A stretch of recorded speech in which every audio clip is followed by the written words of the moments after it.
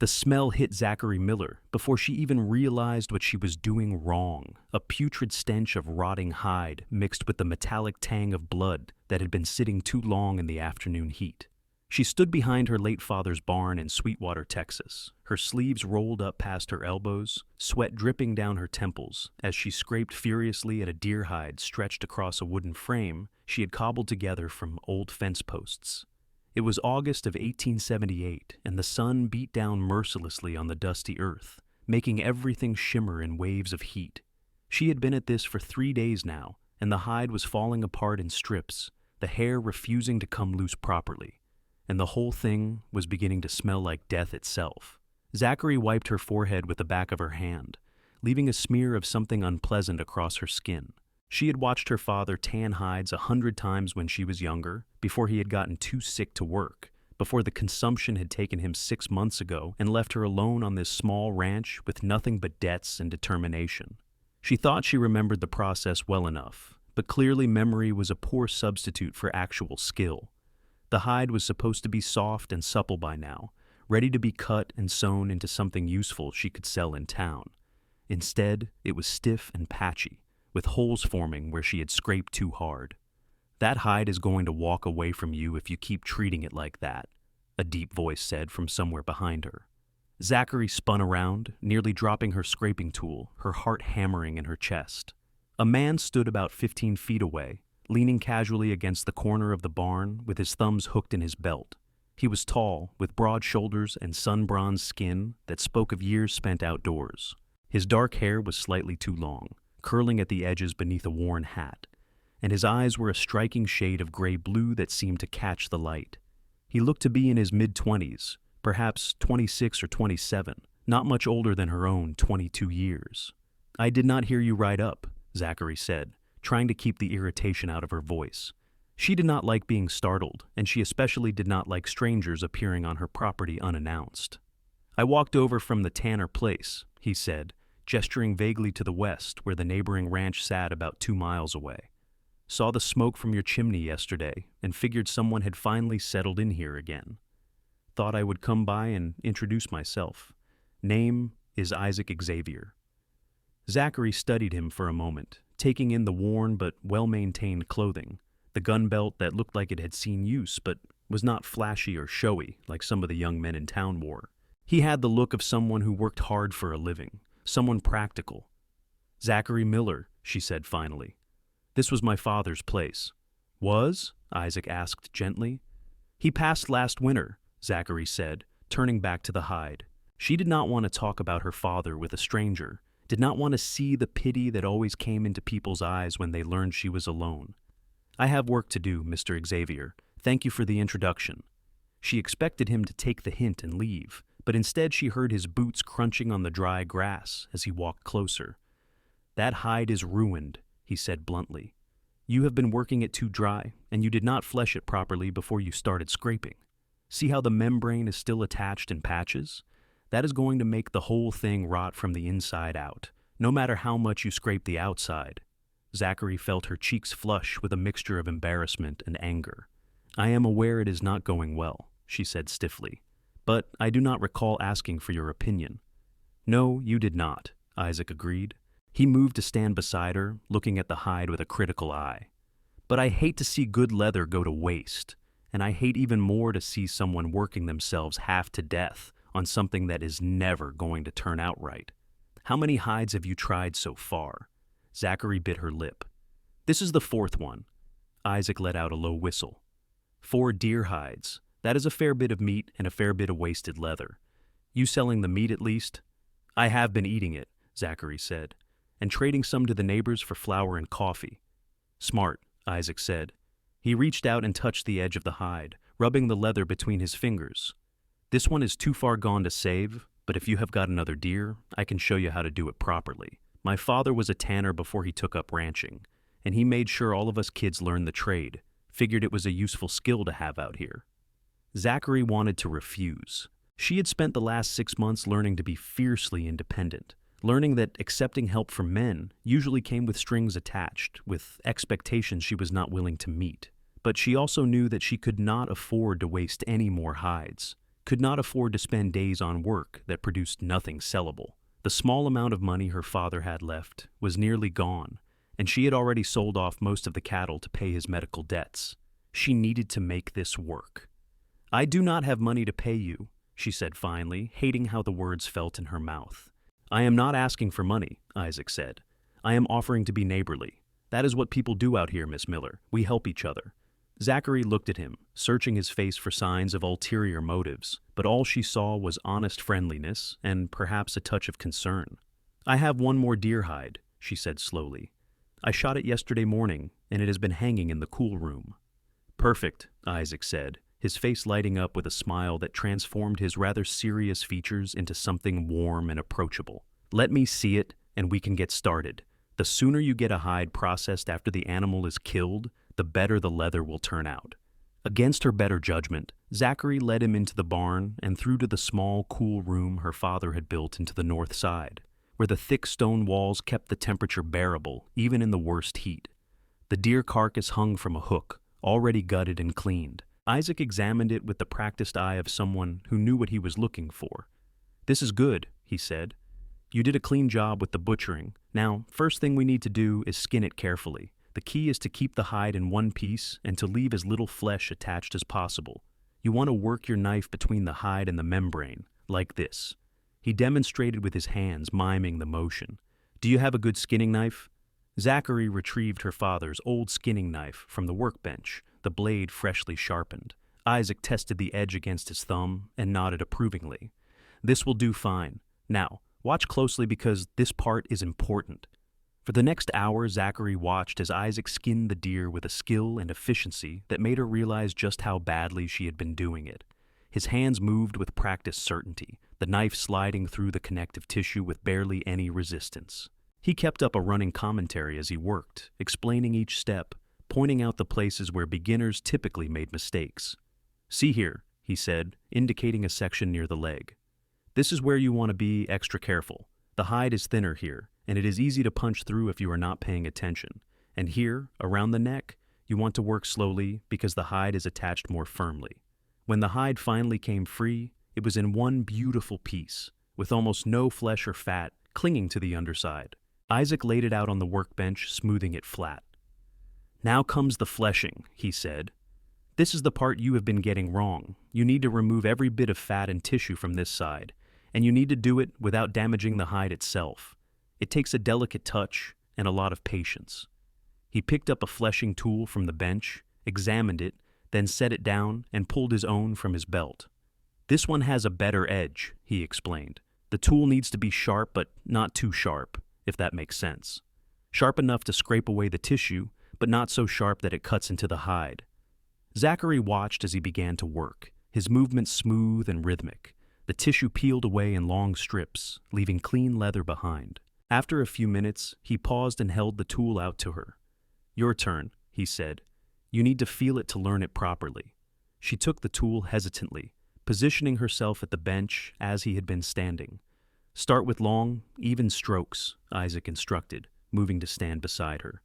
"Not too much pressure. Let the tool do the work." Zachary made her first scrape and immediately pressed too hard, digging into the hide. "Lighter," Isaac said. "Here, like this." He placed his hand over hers, guiding the motion. His hand was warm and rough with calluses, and Zachary felt an odd flutter in her chest at the contact. She forced herself to focus on the hide, on the motion of the tool, on anything except the strange awareness of his proximity. The second stroke went better, and the third better still. Slowly, she began to find the rhythm of it, the right amount of pressure, the right angle. Isaac moved his hand away but stayed close, watching her work and offering occasional corrections. "Good," he said after a while. "You're getting it. See how the leather is staying intact now? That is what you want."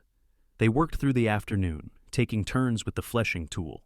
Isaac was patient, never making her feel stupid for her mistakes, always quick with an explanation or a demonstration when she got stuck. As they worked, he talked, telling her about his family's ranch, about growing up in West Texas, about the years he had spent trailing cattle up to Kansas before coming back to help his aging father with the ranch work. "It is different country up north," he said, scraping away a stubborn bit of membrane. Greener, more water. But I missed home, missed the wide sky and the dry heat, missed knowing every rock and tree for miles around. I have never been anywhere except Sweetwater, Zachary admitted. My mother died when I was born, and my father never wanted to travel much. He said he had seen enough of the world before he settled here and had no desire to see more. What about you? Isaac asked. Do you want to see more of the world? Zachary paused in her work, considering the question. I do not know, she said honestly. Sometimes I think it would be exciting to see different places, to know what is beyond the horizon. But this is home. For better or worse, this is where I belong. Isaac nodded as if he understood. I felt that way when I was up north, he said. No matter how green the grass was or how full the rivers ran, it never felt like home. I always knew I would come back here eventually. By the time the sun was starting to sink toward the horizon, casting long shadows across the yard, the hide was fully fleshed and ready for the next stage. Isaac showed her how to mix the tanning solution, a combination of animal brains and water that would break down the fibers and make the leather soft. Every animal has enough brains to tan its own hide, Isaac explained as he mixed the concoction in a large wooden bucket. It is one of those things nature got right. You can use other things too. Oak bark, commercial tanning agents if you can afford them, but brains work just fine, and they are free. The mixture looked and smelled unpleasant, but Zachary was learning not to be squeamish. Isaac helped her work the solution into the hide, massaging it into the leather until it was fully saturated. Now it needs to sit overnight, he said, wiping his hands on a rag. Tomorrow we will work it some more, then stretch it and smoke it. The whole process takes about 3 days if you do it right. 3 days? Zachary said, startled. You are planning to come back? Isaac looked at her with those steady gray-blue eyes. Unless you would rather I did not. But it seems a shame to start teaching you and not finish the job. Besides, I told my father I was coming over to meet the new neighbor, and I might be helping out for a few days. He told me to take my time, said the ranch work can wait. Zachary should have said no, should have thanked him politely and sent him on his way. But the truth was, she wanted to learn this, needed to learn it, and Isaac Xavier was clearly a skilled teacher. All right, she said, but I insist on feeding you dinner as payment. It is the least I can do. A smile spread across Isaac's face, warm and genuine. I would be happy to accept that payment, Miss Miller. They washed up at the pump outside, the cool water feeling heavenly after the hot afternoon's work. Zachary led Isaac into the small house, suddenly acutely aware of how humble it was, just 4 rooms, the furniture old and worn, everything neat but shabby. If Isaac noticed or cared, he did not show it. He simply took off his hat and hung it on the peg by the door, settling into a chair at the kitchen table, as if he had been there 100 times before. Zachary made dinner from the supplies she had on hand, fried venison, beans seasoned with a bit of salt pork, cornbread from the batch she had made that morning. It was simple food, but it was filling and well prepared. Isaac ate with obvious appreciation, complimenting her cooking between bites. This is better than anything I have had in weeks, he said. My father and I take turns cooking, and neither of us is particularly good at it. We mostly live on beans and jerky. No women at your ranch? Zachary asked, then immediately felt her face flush. It was a nosy question, and she had not meant to sound like she was fishing for information about his personal life. If Isaac noticed her embarrassment, he did not show it. My mother passed away 5 years ago, he said. Fever took her. My sisters both married and moved away. One is in California, the other in Missouri. So it is just my father and me now, and a couple of hired hands, but they bunk in the barn and take their meals in town mostly. I am sorry about your mother, Zachary said softly. Thank you, Isaac said. And I'm sorry about your father. It is hard, losing a parent, especially when it leaves you alone. They fell into a comfortable silence, the kind that did not feel awkward or forced. Outside, the cicadas had started their evening song, and somewhere in the distance a coyote howled. Zachary poured them both coffee from the pot on the stove, and they sat at the table as the light faded, talking about small things. The weather, the cattle prices, the new family that had moved into town last month. When Isaac finally stood to leave, the stars were already bright in the sky. I will be back tomorrow morning, he said, settling his hat on his head. We will work the hide some more and get it ready for stretching. I will be here, Zachary said, walking him to the door. And Isaac, thank you for helping me. I know you said it is just being neighborly, but I appreciate it all the same." He smiled at her, and in the lamplight his face looked younger, softer. "You are welcome, Zachary. Sleep well." She watched him walk down the path toward the road, his figure gradually disappearing into the darkness. Then she closed the door and leaned against it, feeling oddly unsettled. It had been a long time since she had spent an afternoon with someone, a long time since she had felt anything other than grief and worry. Isaac Xavier was easy to talk to, easy to be around, and that realization was both comforting and terrifying. The next morning dawned clear and hot, promising another scorching day. Zachary was up early, feeding the chickens and tending to her small vegetable garden before the heat became unbearable. She had just finished pumping fresh water for the animals when she saw Isaac coming up the road, leading a horse laden with supplies. "Good morning," he called out as he approached. "I brought some things that might help with the tanning." He unloaded several items from his saddlebags, a better stretching frame than the rickety one she had built, some treated wooden stakes, a selection of tools that looked well used but carefully maintained. "These were my father's," he explained. "He does not use them much anymore, says his hands are too stiff for the detailed work. He said, you are welcome to borrow them as long as you need them." "Please thank him for me," Zachary said, touched by the gesture from a man she had never even met. They retrieved the hide from where it had been soaking overnight in the tanning solution. It had already begun to change texture, becoming more pliable. Isaac showed her how to work it, stretching and pulling the leather to break down the fibers further. It was hard, physical work, and soon they were both sweating despite the early hour. "The key is to keep working it," Isaac explained, his arms moving in a steady rhythm as he pulled and kneaded the leather. "If you let it dry out between workings, it will stiffen up and you will have to start over. You need to keep it supple until it is fully tanned."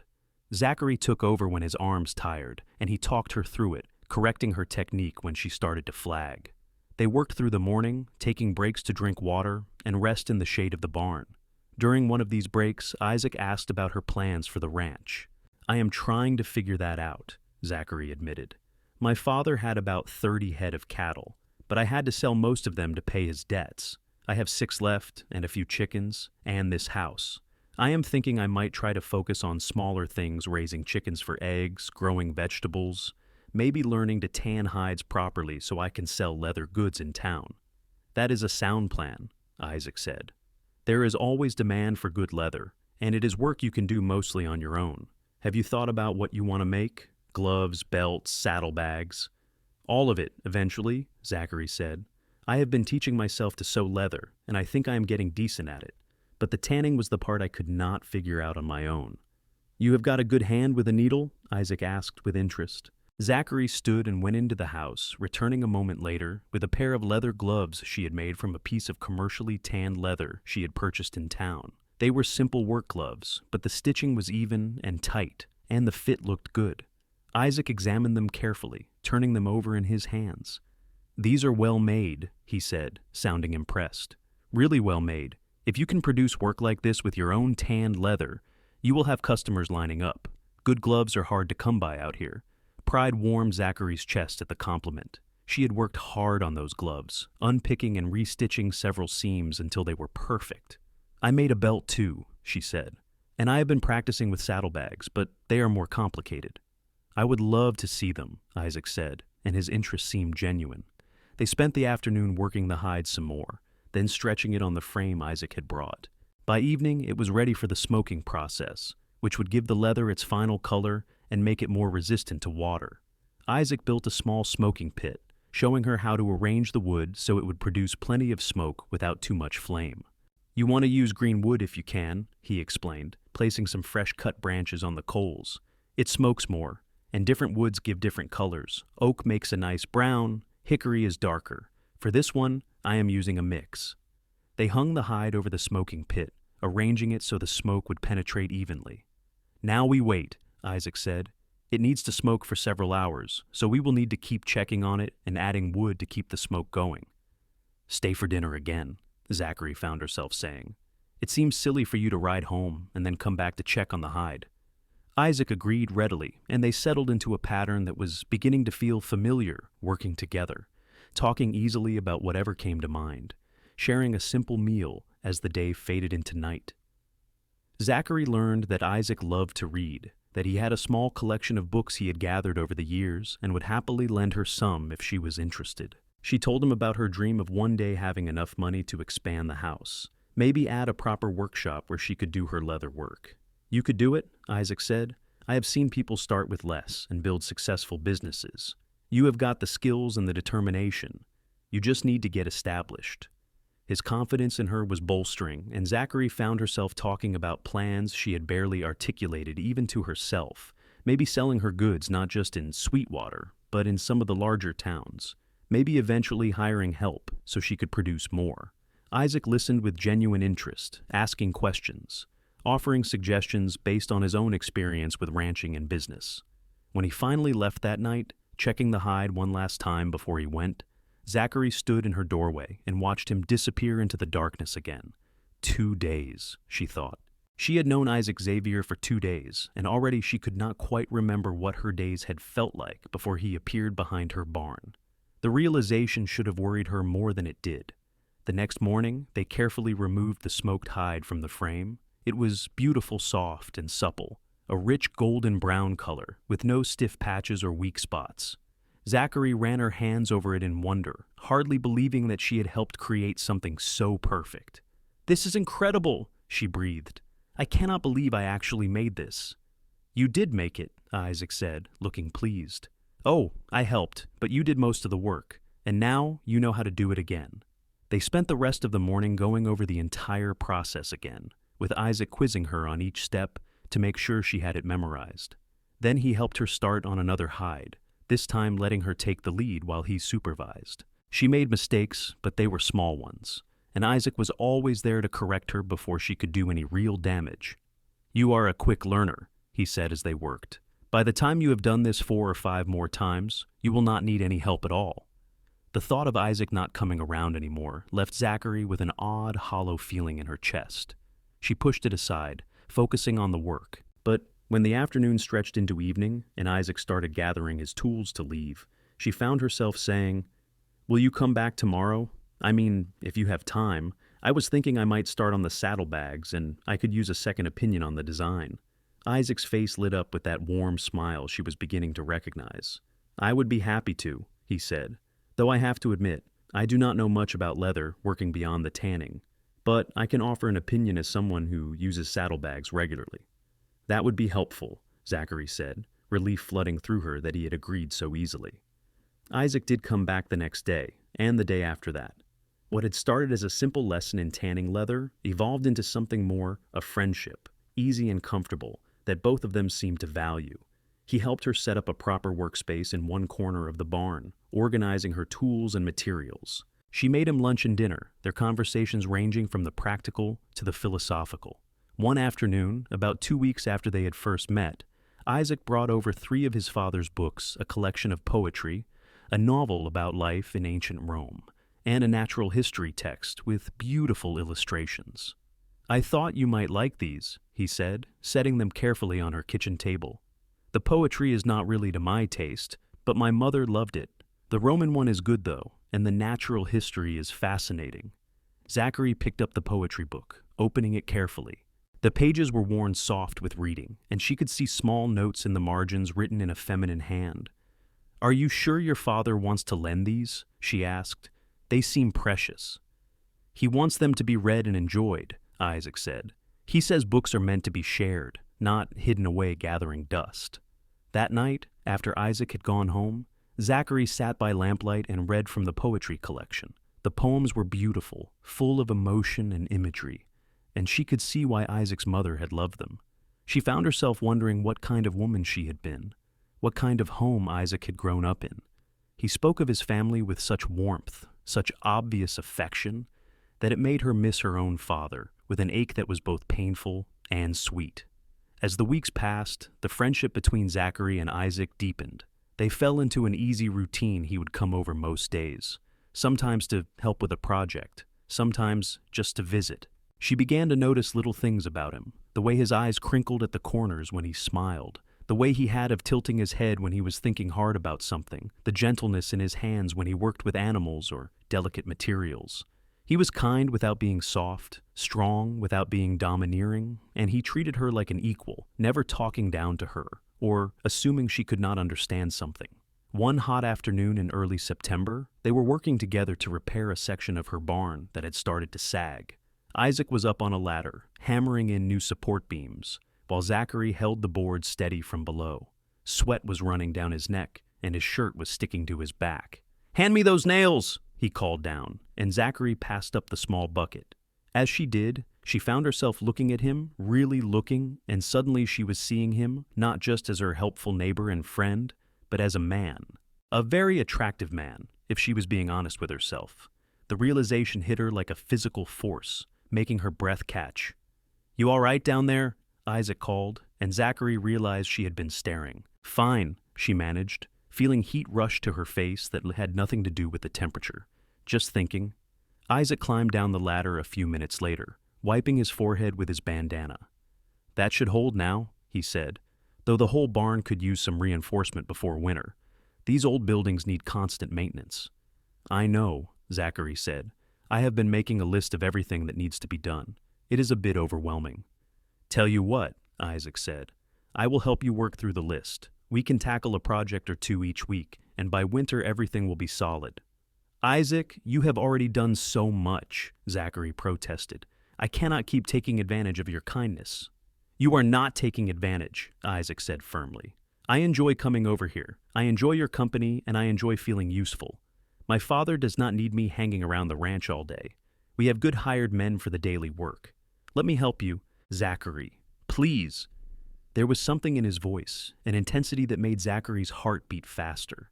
She looked up at him, at his earnest face and steady eyes, and she realized with sudden clarity that he enjoyed coming here for the same reason she looked forward to his visits. This had stopped being about neighborly help somewhere along the way, though neither of them had acknowledged it yet. "All right," she said softly, "and thank you." They stood there for a moment, looking at each other, and the air between them seemed to shimmer with unspoken words. Then Isaac cleared his throat and stepped back. "I should get cleaned up," he said. "I am filthy." That night, lying in bed, Zachary admitted to herself what she had been avoiding for weeks. She was falling in love with Isaac Xavier. Maybe had already fallen. The thought was terrifying and exhilarating in equal measure. She had never been in love before, had never even really considered romance as something that might happen to her. Her father's illness had consumed her late teenage years, and since his death, she had been so focused on survival that she had not had time to think about such things. But now she could not stop thinking about Isaac, his smile, his laugh, the way he listened to her with such attention, as if everything she said mattered, the way he had looked at her that afternoon with something warm and complicated in his eyes. Did he feel the same way? Or was she reading too much into friendship and kindness? The next day, Isaac arrived later than usual, and he seemed distracted. They worked together on repairing some fence posts, but he was quieter than normal, more withdrawn. Finally, Zachary could not stand it anymore. "Did I do something wrong?" she asked abruptly. Isaac looked startled. "What? No, of course not. Why would you think that?" "You seem different today," Zachary said. Distant. Isaac set down his tools and removed his hat, running a hand through his hair in a gesture she had come to recognize as a sign he was troubled about something. "I am not distant," he said. "I am just thinking." "About what?" He looked at her for a long moment, and she could see him struggling with something internal. "About you," he said finally. "About us. About what I am doing here." Zachary's heart began to pound. "What do you mean?" "I mean that I started coming here to help a neighbor learn to tan leather," Isaac said, his words coming faster now, as if once he started, he could not stop. "But somewhere along the way, it became about more than that. I come here because I want to see you, because I think about you when I am not here, because when I wake up in the morning, the best part of my day is knowing I get to ride over and spend time with you." Zachary stared at him, hardly daring to believe what she was hearing. "Isaac," she whispered. "I know I should not say these things," he continued, his voice rough with emotion. "I know you have got your own life to build here, your own plans. And I am just your neighbor, just someone who showed up and started interfering in your business. But I cannot keep pretending that this is just friendship when every time I leave here, it gets harder to go." "You are not interfering," Zachary said, finding her voice. "And it is not just friendship, not for me either. I thought I was the only one feeling this way, and I was afraid to say anything because I did not want to ruin what we have." Isaac closed the distance between them in 2 long strides, taking her hands in his. "You are not the only one feeling this way," he said, his eyes searching her face. "Zachary, I think I am falling in love with you. No, I know I am. I have been fighting it because I did not want to presume, did not want to push you into anything you were not ready for, but I cannot keep it to myself anymore." Joy flooded through Zachary, so intense it made her dizzy. "I am falling in love with you too," she said, her voice shaking. "I think I have been for weeks, but I was too afraid to admit it, even to myself." Isaac lifted one hand to cup her face, his thumb brushing across her cheekbone with infinite gentleness. "Can I kiss you?" he asked, his voice barely above a whisper. "Yes," Zachary breathed, and then his lips were on hers, soft and warm and perfect. The kiss was tentative at first, a question being asked and answered, but then it deepened, becoming something more passionate, more certain. Zachary's hands came up to grip his shoulders, and she could feel the strength in him, the barely restrained emotion. When they finally broke apart, they were both breathing hard. "I have wanted to do that for so long," Isaac said, resting his forehead against hers. "So have I," Zachary admitted, though I did not let myself think about it too much. They stood there holding each other, and Zachary felt something settle in her chest, something that felt like coming home. She had been alone for so long, had been so focused on being strong and independent, that she had forgotten what it felt like to have someone to lean on, someone who wanted to share her burdens and her joys. "What happens now?" she asked after a while. "Now we figure it out together," Isaac said. "I would like to court you properly if you will let me. I want to do this right, Zachary. You deserve that." "I would like that," Zachary said, smiling up at him, "though I think you have already been courting me in a way. You have just been calling it being neighborly." Isaac laughed, the sound warm and full of relief. "I suppose I have. I just did not want to admit it to myself." They spent the rest of the afternoon working side by side, but everything felt different now, charged with new meaning. Every casual touch, every exchanged glance, carried the weight of acknowledged feeling. When Isaac left that evening, he kissed her again at the door, long and sweet, his hands cradling her face as if she was something precious. "I will see you tomorrow," he promised, "and the day after that, and the day after that." "I will be here," Zachary said, and watched him ride away with her heart full to bursting. The next few weeks passed in a blur of happiness. Isaac came over every day, and they worked together on various projects around the ranch, finishing the barn repairs, reinforcing the chicken coop, starting a new tanning shed that would be better suited for the work than the makeshift setup behind the barn. But the work was secondary now to the relationship growing between them. They talked for hours about everything and nothing, learning each other's histories, dreams, fears.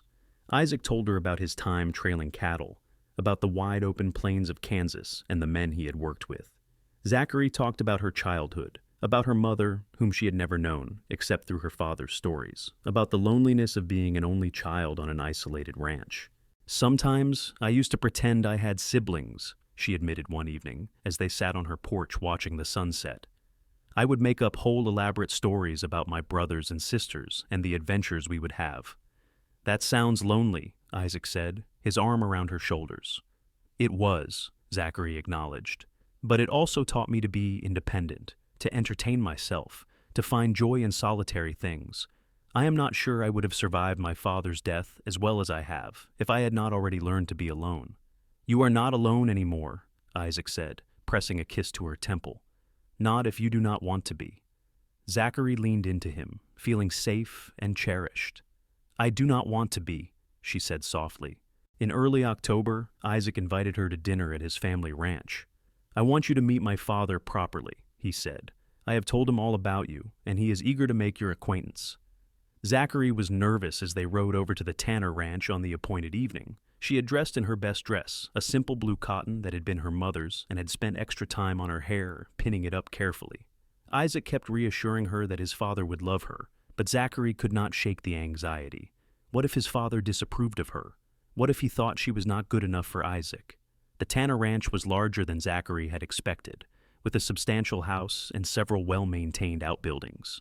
Isaac's father, John Xavier, turned out to be a tall, thin man in his 60s with kind eyes and hands gnarled by arthritis. He greeted Zachary warmly, taking both her hands in his. "Miss Miller," he said, "I am so glad to finally meet you. Isaac has spoken of little else for weeks, and I was beginning to think he had made you up." "It is good to meet you too, sir," Zachary said, relaxing slightly at his obvious friendliness. Over dinner, which John had clearly made an effort with, producing a creditable roast beef and vegetables, they talked easily. John was interested in Zachary's plans for her ranch, asking intelligent questions about her leather working and offering suggestions based on his own experience. He also told stories about Isaac as a boy, much to Isaac's embarrassment and Zachary's delight. "He was always bringing home strays," John said, his eyes twinkling. "Injured birds, half-starved cats, once a baby coyote that nearly gave his mother a heart attack. He has got a soft heart, my boy, though he tries to hide it behind all that practical cowboy toughness." "Pa?" Isaac protested, but he was smiling. As the evening wound down and they sat with coffee in the parlor, John grew more serious. "Miss Miller," he said, "I can see that you and my son care for each other. I just want you to know that you have my blessing for whatever that is worth. Isaac is a good man, and he deserves to be happy. And you seem like exactly the kind of strong, capable woman who would make him a good partner." Zachary felt tears prick her eyes at the simple acceptance in his words. "Thank you," she managed. "That means more to me than you know." On the ride home, with the stars bright overhead and Isaac's horse walking alongside hers, Zachary felt a peace she had not known in years. "Your father is wonderful," she said. "I was so worried he would not like me." "How could he not like you?" Isaac said. "You are smart and strong and kind, and you make me happier than I have been in years." He could see that. They were passing through a small grove of cottonwoods when Isaac suddenly reined in his horse. Zachary stopped beside him, looking at him questioningly. He dismounted and came over to help her down, his hands on her waist. "I love you," he said, looking into her eyes. "I know we have not been courting very long, but I know my own heart. I love you, Zachary Miller, and I cannot imagine my life without you in it." "I love you too," Zachary said, her voice thick with emotion. "So much it scares me sometimes. I never thought I would feel this way about anyone." Isaac kissed her there in the moonlight, and Zachary felt the last of her walls crumble. She had spent so long protecting herself, keeping people at a distance, that she had almost forgotten how to let someone in. But Isaac had slipped past her defenses without her even noticing, had become essential to her life and her happiness. As fall progressed, Isaac's visits became even more frequent. He essentially split his time between his father's ranch and Zachary's place, much to John Xavier's amused approval. They worked together, tanning more hides, and Zachary began producing leather goods in earnest gloves, belts, small pouches, and saddlebags. Isaac helped her set up a stall at the weekly market in Sweetwater, and her work sold better than she had dared hope. People recognized quality when they saw it, and word spread quickly about the skilled leather worker at the Miller Ranch. With the money she was earning, Zachary was able to start making improvements to the property. She bought several more chickens and a milk cow, restocked her supplies, and even had enough left over to begin saving toward building the workshop she had dreamed of. Isaac helped with all of it, never taking over, but always there to offer assistance when she needed it. In November, they faced their first real test as a couple. A group of rough men came through Sweetwater, the kind of drifters and troublemakers that every town saw from time to time. One afternoon, when Isaac was helping his father with something at the Tanner Ranch, 3 of these men showed up at Zachary's place. They had been drinking, and they seemed to think a woman alone would be easy prey. Zachary was in the barn when she heard them ride up. She grabbed her father's rifle, made sure it was loaded, and stepped out to meet them. "This is private property," she said, keeping her voice firm. "You need to leave." The largest of the 3 men, a scarred brute with mean eyes, laughed. "That is not very friendly now, is it? We just wanted to see if you had anything to sell. Or trade." The way he said the last word made Zachary's skin crawl. "I have nothing for you," Zachary said, raising the rifle slightly. "Leave now." "You are going to shoot us?" another man asked, his tone mocking. "A little thing like you?" "If I have to," Zachary said, and she meant it. She had been shooting since she was 12, and she was a good shot. but her heart was pounding, and she was acutely aware that she was outnumbered 3-1. The men were dismounting, clearly not taking her threat seriously, when the sound of a horse at full gallop made everyone turn. Isaac came thundering into the yard, his face set in hard lines Zachary had never seen before. He had his gun drawn before he even dismounted. "The lady told you to leave," he said, his voice cold and dangerous. "I suggest you do it now." The 3 men sized him up, and Zachary could see them calculating their odds. They might have tried their luck against her alone, but one armed, angry cowboy combined with an armed woman changed the equation. The leader spat in the dirt, a gesture of contempt, but he remounted his horse. "Was not worth the trouble anyway," he muttered, and the 3 of them rode off. Isaac did not lower his gun until they were out of sight. Then he turned to Zachary, and the hardness in his face melted into concern. "Are you all right? Did they touch you?" "I am fine," Zachary said, but now that the danger was past, she was shaking. "How did you know to come?" "I did not," Isaac said, holstering his gun and pulling her into his arms. "I just had a feeling something was wrong. I could not shake it, so I told my father I needed to come check on you. Thank God I did." Zachary clung to him, letting herself be held, letting the fear drain away. "I had the rifle," she said after a moment. "I would have used it if I had to." "I know you would have," Isaac said. "You are the bravest woman I have ever met, but you should not have to face things like that alone."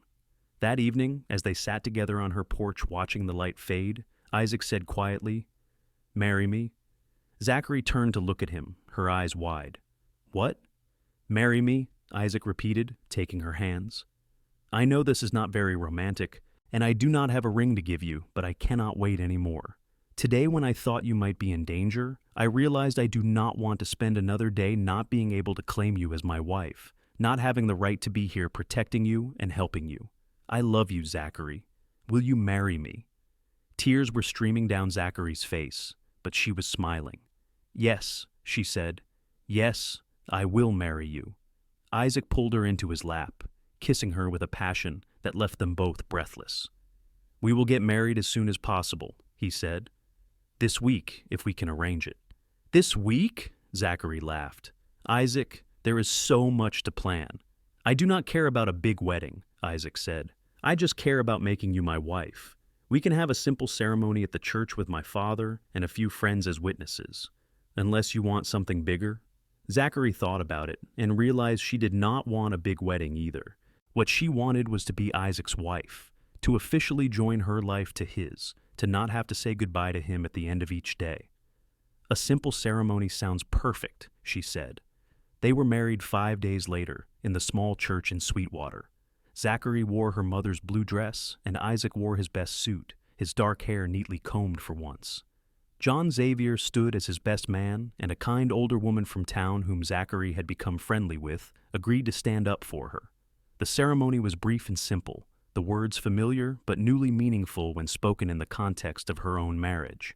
When the preacher pronounced them husband and wife, and Isaac kissed her, Zachary felt as though her whole world had been remade. She was no longer alone, no longer just surviving. She had a partner, a love, a future that was bright with possibility. They spent their wedding night at Zachary's ranch, now their ranch, Isaac pointed out in the small bedroom that had been hers alone for so long. Isaac was gentle and patient, and Zachary found that the physical expression of their love was as natural and right as everything else between them. They lay awake long into the night, talking and touching, reveling in the fact that they no longer had to say goodbye, that this was just the beginning. The next few months were a period of adjustment and deep happiness. Isaac moved most of his belongings to the ranch, though he still went over to his father's place regularly to help with the work there. John Xavier, for his part, seemed delighted with the arrangement. He made a point of telling Zachary that he had been worried about Isaac being lonely, and he was glad his son had found such a good woman. As winter set in, Isaac and Zachary worked together to prepare the ranch for the cold months. They reinforced the barn, stocked up on supplies, made sure the animals were sheltered. They also began planning for the spring, talking about what crops to plant, whether to buy more cattle, how to expand Zachary's leather working business. One cold December evening, as they sat by the fire after dinner, Zachary said, "I have been thinking about something." "What is that?" Isaac asked, looking up from the book he was reading. "Your father," Zachary said.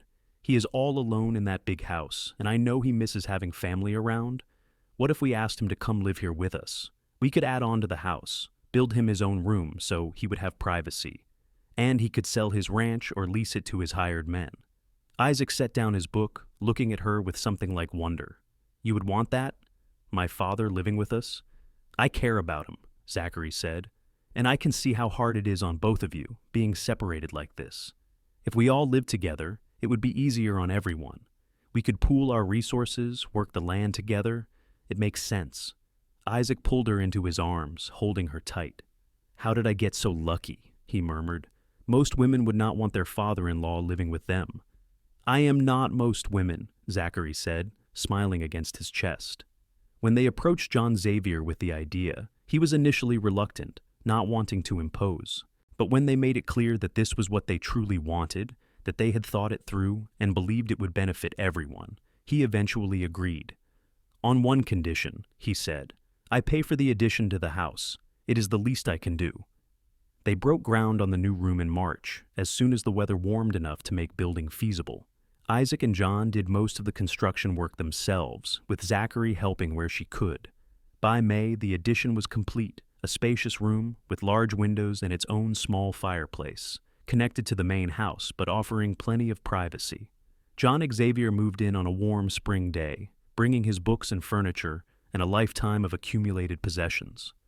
That first night, with all three of them sitting around the dinner table together, Zachary felt a sense of rightness settle over her. This was family, she thought. Not the family she had been born into, but the one she had chosen and built. As spring turned to summer, life on the ranch fell into a comfortable rhythm. John, despite his arthritis, proved invaluable. He had decades of experience and a wealth of knowledge that he was happy to share. He also turned out to be a much better cook than either Isaac or Zachary, and he cheerfully took over most of the meal preparation. Zachary's leather working business continued to grow. She now had a steady stream of orders, and she had trained herself to produce increasingly complex items. Isaac had built her a proper workshop, the one she had dreamed of, and she spent several hours each day there, creating beautiful and functional pieces. The money was good, better than she had dared hope, and for the first time since her father's death, Zachary felt financially secure. In August, almost exactly a year after Isaac had first appeared behind her barn, Zachary realized she was pregnant. She had suspected for a few weeks, but she had waited to be sure before telling Isaac. When she finally did, one evening after John had gone to bed, Isaac's face went through a rapid series of expressions: surprise, joy, wonder, and a touch of fear. A baby, he said, his hand coming to rest on her still flat stomach. We are going to have a baby. Are you happy? Zachary asked, suddenly nervous. They had not talked much about children, though she knew Isaac loved kids. Happy? Isaac pulled her close, his eyes bright with unshed tears. Zachary, I am beyond happy. I am terrified and thrilled and more grateful than I can say. You are going to be such a good mother. And you are going to be such a good father, Zachary said. They told John the next morning, and he was equally delighted, immediately starting to plan all the things he would teach his grandchild. As Zachary's pregnancy progressed, both men became almost comically protective, constantly fussing over her and trying to prevent her from doing any heavy work. Zachary bore it with good humor, though she did put her foot down when Isaac tried to suggest she stop working in her shop entirely. I am pregnant, not incapacitated, she said firmly. I can still work, I just cannot lift the heavy hides anymore, which is fine because you can do that part. Isaac reluctantly agreed, though he still watched her like a hawk for any signs of overexertion. Their daughter was born on a cold February night in 1880, attended by the local midwife, and with both Isaac and John hovering anxiously outside the bedroom door. The labor was long and difficult, but when Zachary finally heard her baby's first cry, she knew it had all been worth it. The midwife placed the tiny, squalling infant in her arms, and Zachary looked down at her daughter's red face in wonder. She is perfect, she whispered. Isaac was allowed in a few minutes later, and the look on his face when he saw his daughter for the first time was something Zachary would treasure forever: pure, uncomplicated love and awe. He sat carefully on the edge of the bed, and Zachary placed the baby in his arms. He held her as if she was made of glass, staring down at her with tears running unashamedly down his face. Hello, little one, he murmured. I am your papa. They named her Emma Rose Xavier, after Isaac's mother and Zachary's mother. John was clearly touched beyond measure when they told him they had used his late wife's name. He held his granddaughter with the practiced ease of a man who had raised 3 children of his own, cooing to her in a gentle voice Zachary had never heard him use before. The first few months of Emma's life were exhausting but wonderful. Zachary marveled at how quickly her daughter grew and changed, how Isaac took to fatherhood as if he had been born for it. He was endlessly patient with the baby, walking her when she was fussy, changing her without complaint, getting up in the night so Zachary could sleep. John was equally smitten, and Emma was rarely without someone eager to hold her and coo over her. As Emma grew from an infant to a toddler, the ranch continued to prosper. Isaac and John had expanded their cattle operation, and Zachary's leather working had become so successful that she had to turn down orders. She had trained 2 young women from town to help her with the simpler items, and she was considering expanding her workshop to accommodate more workers. When Emma was 2 years old, Zachary became pregnant again. This time the pregnancy was easier, and their son was born on a warm May morning after a mercifully short labor. They named him James Isaac Xavier, and he had his father's dark hair and his mother's blue eyes. Emma, who had been carefully prepared for her new sibling's arrival, was fascinated by the baby, constantly wanting to help with him. Life was full and busy, but Zachary had never been happier. She had her husband, her children, her father-in-law, who had become as dear to her as her own father had been. She had work she loved, a home that was truly hers, friends in town who valued her. Some mornings, she would wake early and lie in bed, listening to the sounds of her family. Emma chattering to her grandfather in the kitchen, Isaac talking softly to baby James in the other room, and she would feel overwhelmed with gratitude. One evening, when Emma was 4 and James was 2, Isaac and Zachary sat on their porch watching their children play in the yard. John had taken them to see the new calves, and their excited squeals floated back on the warm air. "Do you remember the day we met?" Isaac asked, his arm around Zachary's shoulders. "How could I forget?" Zachary said, smiling at the memory. "I was trying to tan a hide and making a complete mess of it. I was so frustrated I could have cried. I took one look at you and knew my life was about to change," Isaac said. "You were so determined, so fierce. Even covered in stinking deer flesh and clearly at the end of your rope, you had this strength about you. I wanted to know you." "I thought you were just being a nosy neighbor," Zachary admitted. "I almost sent you away." "I am glad you did not," Isaac said, pressing a kiss to her temple. "That would have been a tragedy." "The real tragedy would have been all the ruined hides I would have produced," Zachary joked. But then she grew more serious. "You changed my life, Isaac. When my father died, I thought I was facing a future alone, just struggling to survive. I never imagined I could have all this love, family, a real home. You gave me that." "We gave it to each other," Isaac said. "You saved me too. You know, I was drifting before I met you, going through the motions, but not really living. You gave me purpose and joy and a reason to wake up excited for each day." They sat in comfortable silence for a while, watching the sun sink lower. Emma came running up, her dress dusty and her hair escaping from its braids. "Mama, Papa, come see. Grandfather found a calf with spots." Isaac and Zachary exchanged amused glances and stood, hand in hand, to follow their daughter into the golden evening light. This was happiness, Zachary thought.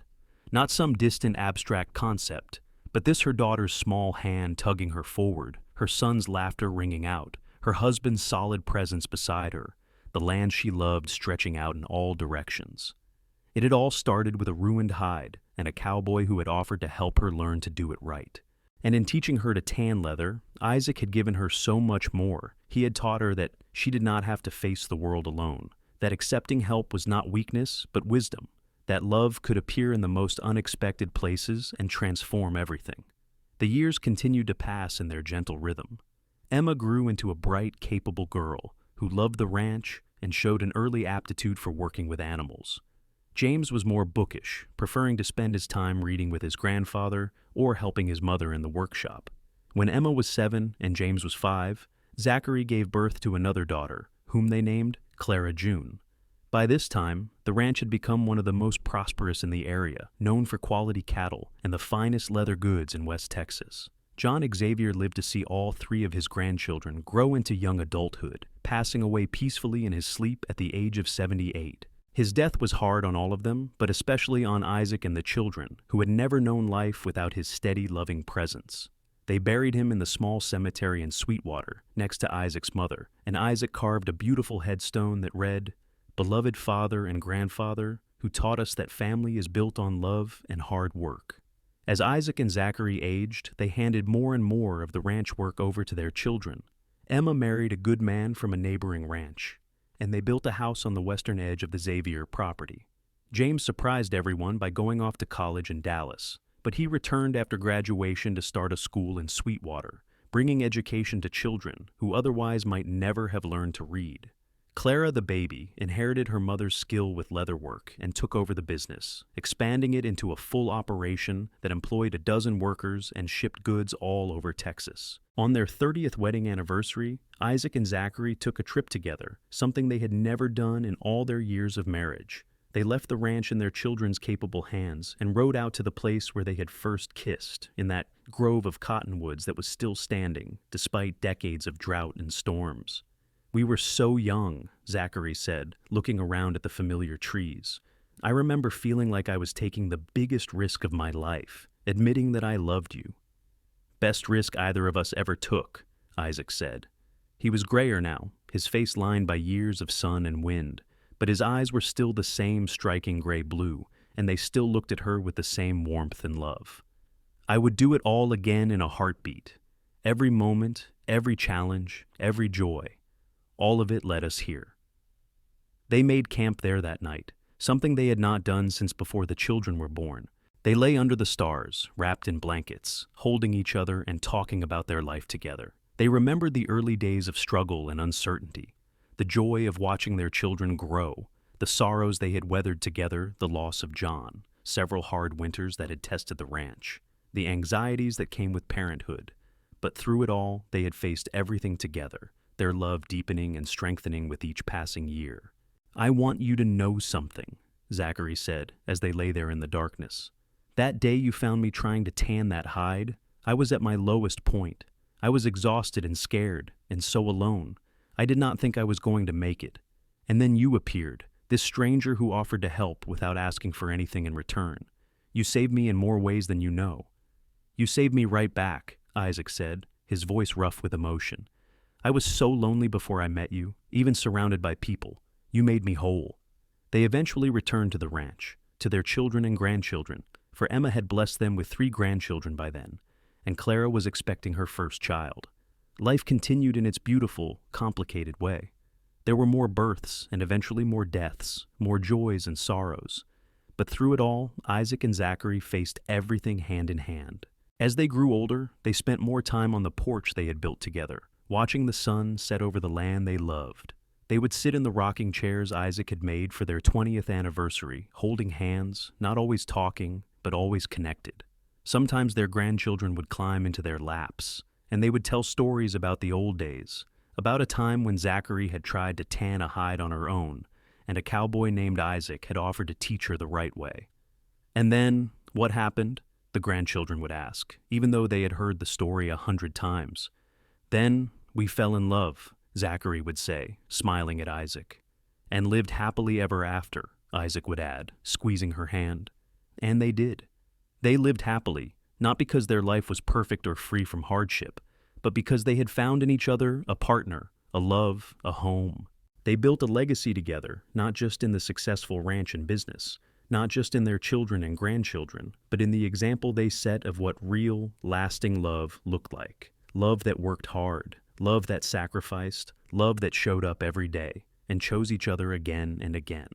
Isaac Xavier passed away first, at the age of 74, after a brief illness. He died in the bedroom he had shared with Zachary for nearly 50 years, surrounded by his family. His last words a whispered, "I love you," to the woman who had been his everything. Zachary grieved deeply, but she also felt grateful for the incredible life they had shared. She lived 4 more years, spending her time with her children and grandchildren, continuing to work in her leather shop until her hands grew too stiff to hold the tools properly. When Zachary finally passed on a warm August morning, almost exactly 60 years after she had first met Isaac, her family gathered to lay her to rest beside him in the Sweetwater cemetery. The headstone read, Zachary and Isaac Xavier, who found each other and built a life of love. Their story lived on in the family they had created, in the ranch that still bore their name, in the leather workshop where their granddaughter Clara still produced beautiful work using the techniques Zachary had learned so long ago. And on quiet evenings, when the wind blew just right through the cottonwoods, it almost sounded like laughter. Two young people in love, discovering each other and the beautiful life they would build together, all because a cowboy had offered to help a struggling woman learn to tan leather the right way.